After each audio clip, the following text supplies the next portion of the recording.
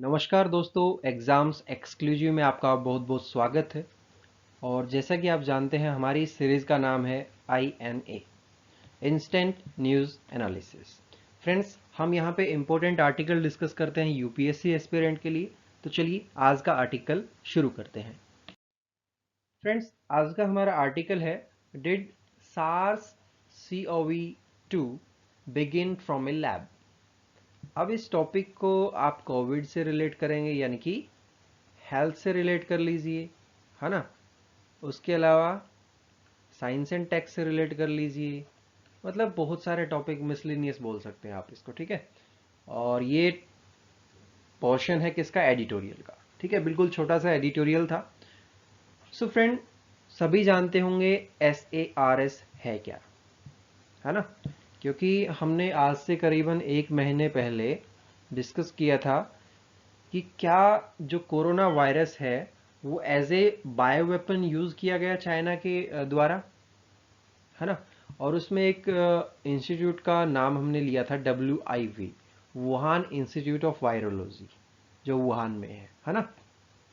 सो यहाँ पे बात है SARS है क्या? Severe acute respiratory syndrome. और CoV-2 क्या है? 2 का मतलब आप रिलेट कर सकते हैं 2002 से, और इसको कोरोना वायरस कह सकते हैं आप है ना। लेकिन ये अ, अलग स्ट्रेन है। ओके, अभी जो फिलहाल है वो है कोविड-19, यानी कि कोरोना वायरस डिजीज 2019। देखिए, वैसे तो अगर आप सार्स के बारे में पढ़ेंगे तो पहली बार 2002 में आया था और चाइना में ही आया था ना। उसके बाद 2004 में कुछ इसका बढ़ने लगा, है ना। तो सारा कुछ हिस्ट्री आप पढ़ सकते हैं, गूगल पे सब कुछ अवेलेबल है। लेकिन इस लेसन को आप उस लेसन से रिलेट कीजिए जहाँ पे हमने bio weapon, as a bio weapon use किया गया चाइना के द्वारा, ऐसा कुछ डिस्कस किया था, ठीक है। आज से 32 या 33 दिन पहले की बात है कि हमने वो लेसन डिस्कस किया था, ठीक है। सो न्यूज़ में क्या है? Origins of SARS CoV-2। Friends, there has been many theories about the origin of SARS CoV-2, ठीक है। बहुत सारी थ्योरी हैं। सो कुछ पॉइंट्स मैं आपके साथ डिस्कस करूंगा। एंड सम हैव सजेस्टेड कोविड-19 was the result of biological warfare gone wrong and may have originated in the Wuhan Institute of Virology, that is WIV, linked to China's covert biological weapons program. Clear friends?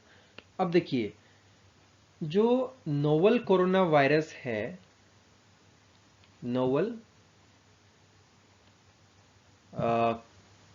Corona virus, ठीक है। इसके पीछे मतलब इसके जो origin की theories हैं वो काफ़ी सारी हैं। सो एक एक करके सुनते रहिए और समझते रहिए। Friends, recent scientific research by virologists throw some light of the origin of SARS-CoV second.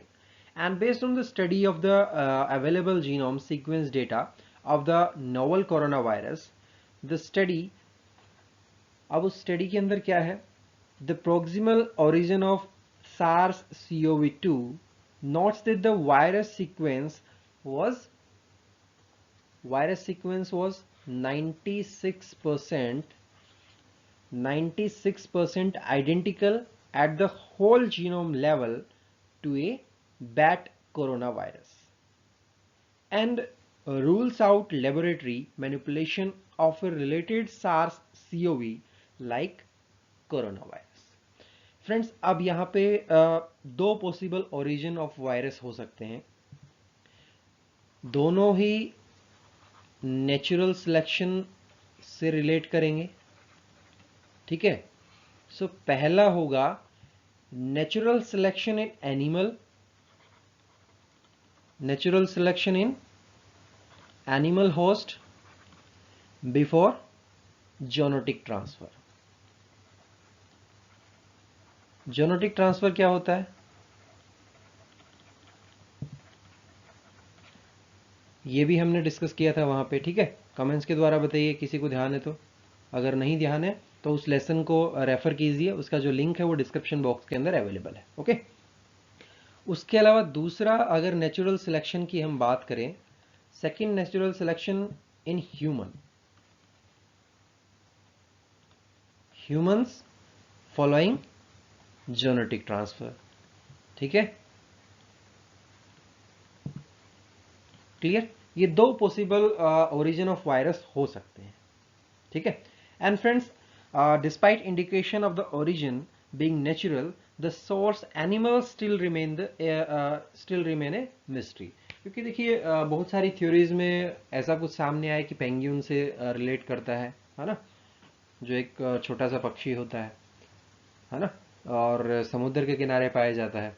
सो उससे भी रिलेट करके देख रहे हैं बहुत सारे लोग, और मतलब कुछ स्टडी के अंदर ये चीज़ें सामने आई है, लेकिन मोस्टली इसका जो ओरिजिन है वो बैट से ही होगा। ठीक है, क्योंकि आप सभी जानते हैं कि बैट बहुत सारे वायरस लेके चलता है जो कि उनको अफेक्ट नहीं करता है।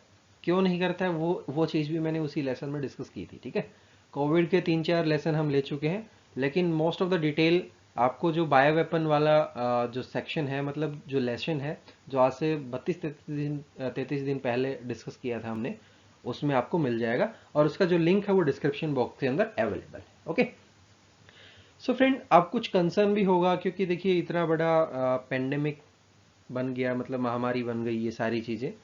सो कुछ कंसर्न तो डेफिनेटली होगा ही होगा, है ना। So friend, the first point is, given the fact that WIV, that is Wuhan Institute of Virology, was involved in the study of bats and viruses, they carry an previous US State Department capable 2018 have expressed serious concern over the safety practices at the Wuhan Institute of Virology. The virus could have leaked from the lab in an accident. और इसी basis पे America ने कुछ fine भी लगा दिया China पे, मतलब कुछ केस लगा दिया था, और उस केस के बारे में भी डिस्कशन उसी लेसन के अंदर है।